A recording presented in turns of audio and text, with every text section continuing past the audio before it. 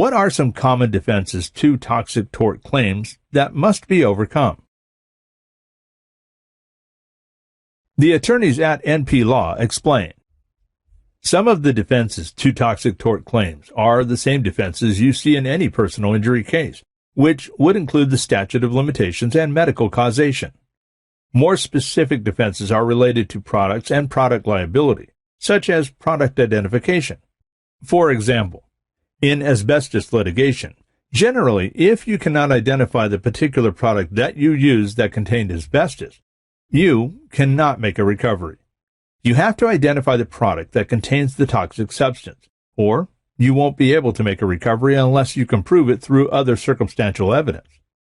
Another defense includes what's known as the state of the art, or duty to warn. If, when the product was manufactured, no one knew it was dangerous, then they don't have a duty to warn. In other words, if they, later on, find out that product A is very harmful to somebody's health, but nobody knew that at the time that the product A was being manufactured, that's a defense. In addition, there are what are known as product and government specifications.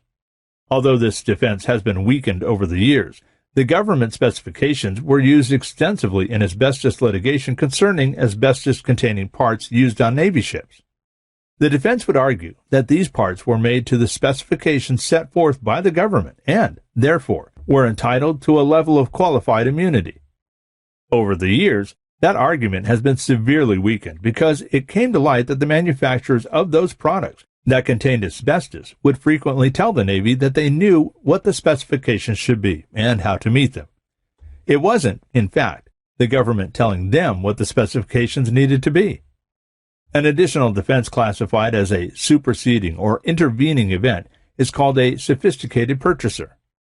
A sophisticated purchaser is someone who knows about the product and knows that it is dangerous.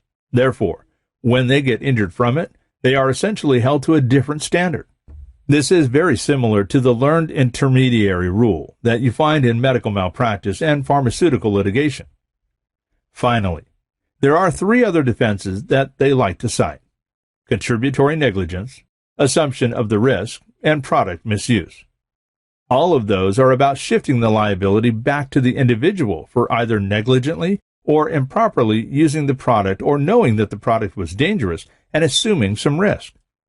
Bleach is a good example because it's a product that can't be made safer, and that's why they put warnings on it.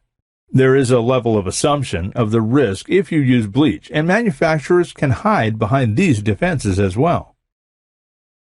For more information on impact of Prop 65 on toxic tort claims, an initial consultation is your next best step. Get the information and legal answers you are seeking by calling us today or visiting our website at www.nplaw.la.